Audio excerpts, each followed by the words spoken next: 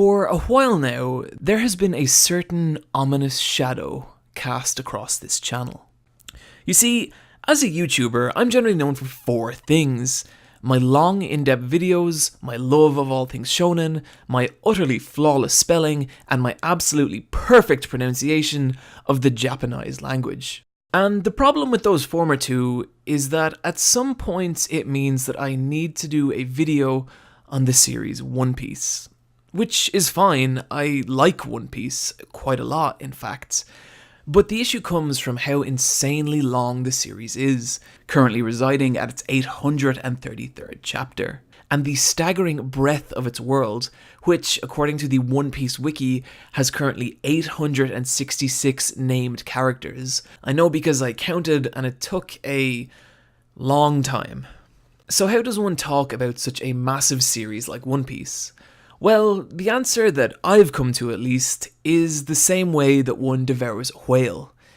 And that is piece by piece. One Piece. Fuck no, that's not good. And so, what we're going to do here today is that rather than go straight into a full-blown why you should watch/read, which, don't worry, we will get to, is to first put out a shorter video covering what I consider some of the broader structural aspects of One Piece, which will then free us up and allow us to take a much deeper dive into the characters and themes later on.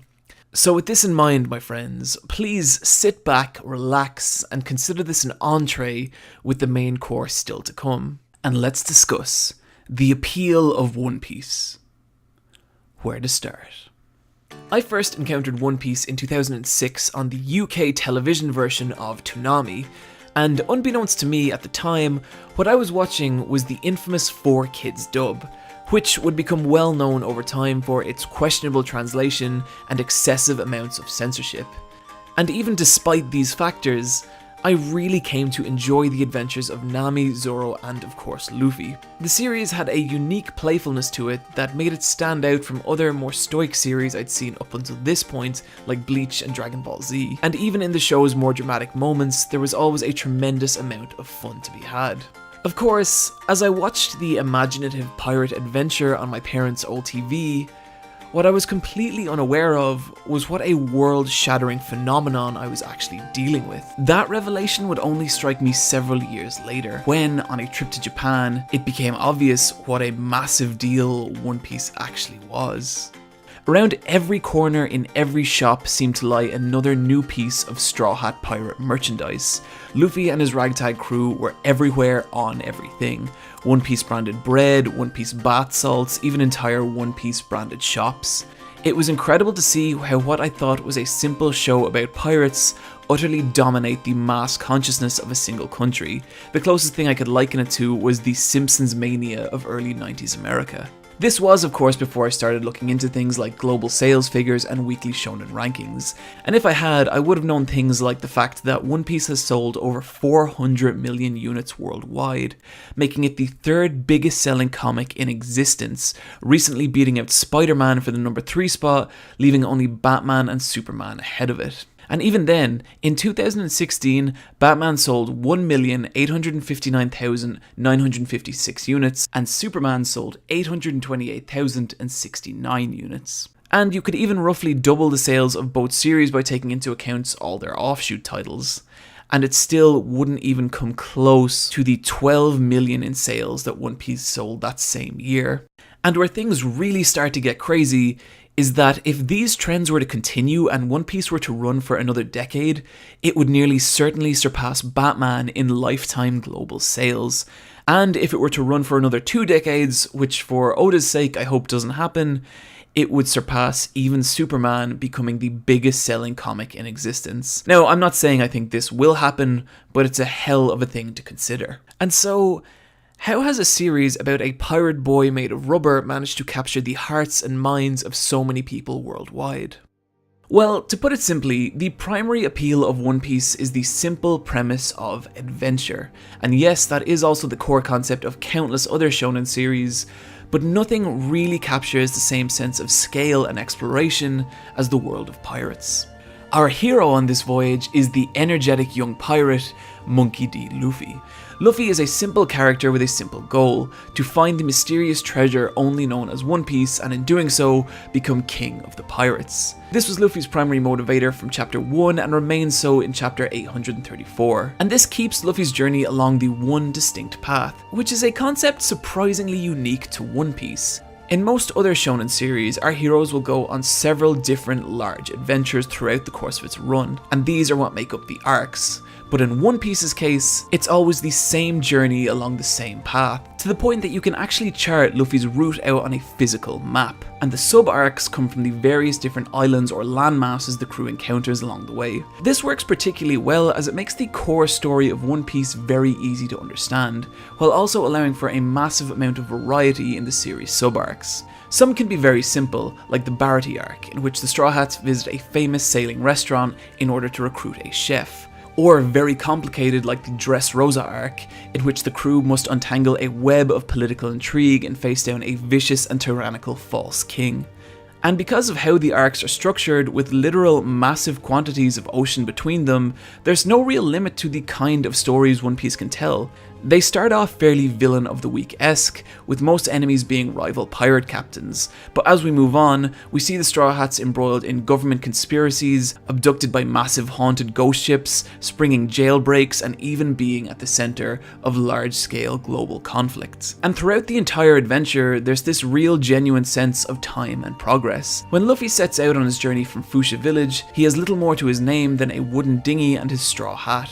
And now, 20 years later, he's an infamous pirate warlord, the world-famous captain of one of the most renowned pirate crews in all of existence, the Straw Hat Pirates, of whom include a master samurai, a technologically advanced pantsless cyborg, and even an undead violinist with a awful, amazing sense of humour.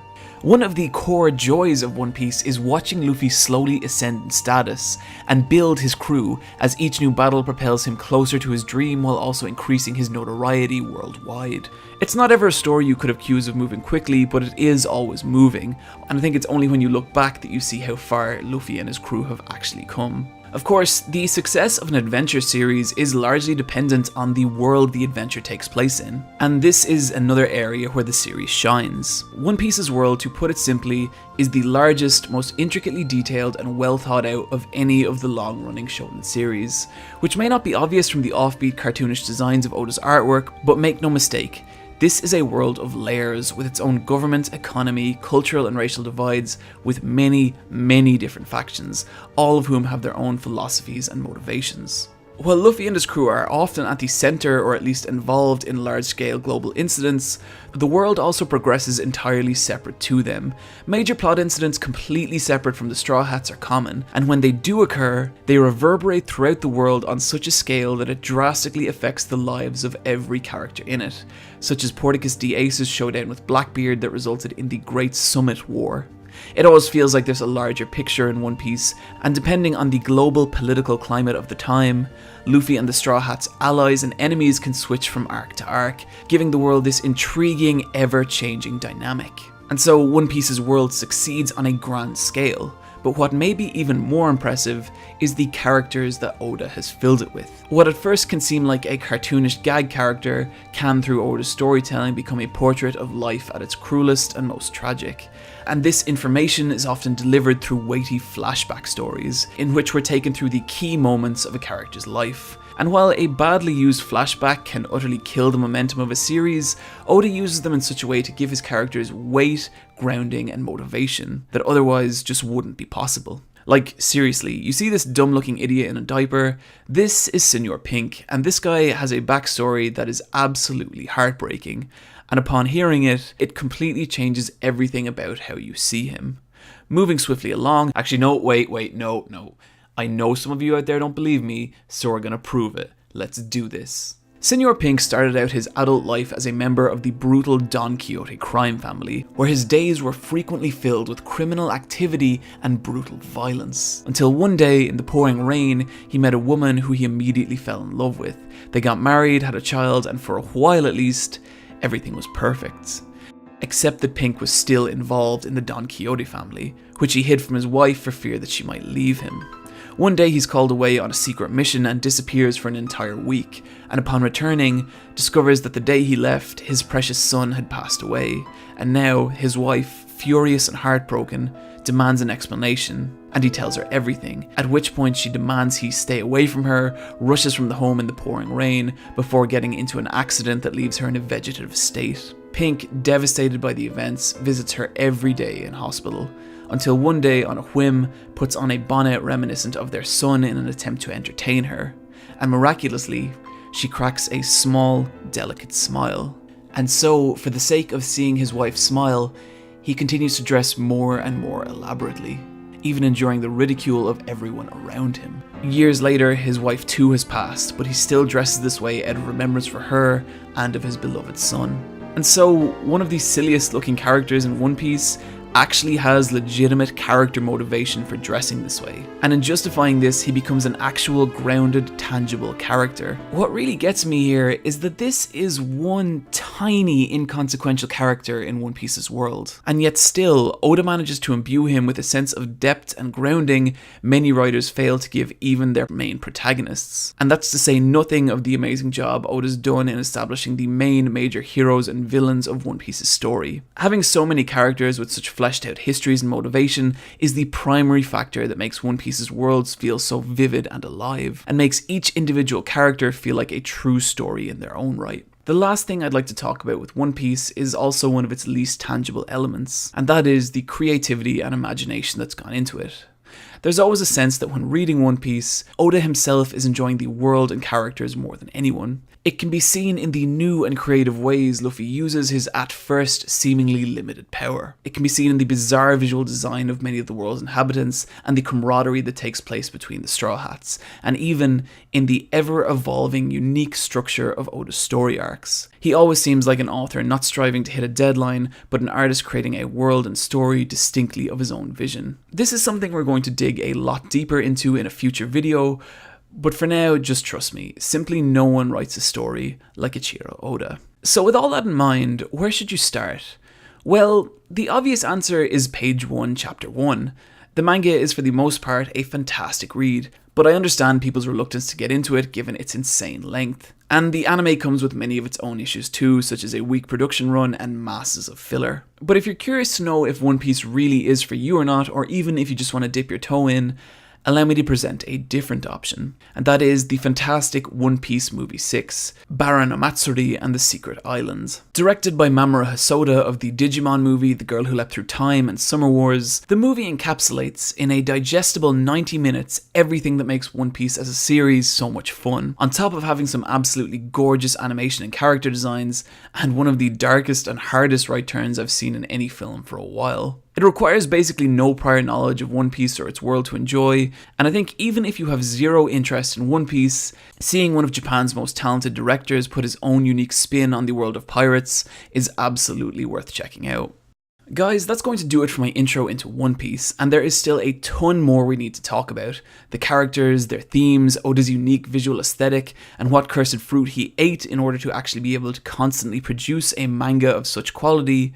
And we shall in a full-blown why you should watch/read One Piece coming later this year, but I hope this video at the very least has given you a foothold with which to get started. And also, as some of you are aware, I recently started a Patreon, so if you enjoy this channel and would like to see your name listed with all these beautiful people right here, consider heading over to patreon.com/supereyepatchwolf, where you can kick in $1 or $2 to help out with the creation of future videos. And also, if you enjoyed my video on fight scenes from last week, then I'd recommend you check out YouTuber Nino's video on the same subject. He does a great job of breaking down fights into 3 distinct areas, and hey, he's also a wrestling fan, which makes him good in my book. In the meantime, you can of course find me on Twitter at eyepatchwolf, or come hang out with me and the Boss Rush in the Let's Fight a Boss video game podcast. I will of course be back soon with another video, but in the meantime, guys, as always, take care of yourselves, and I'll see you next time.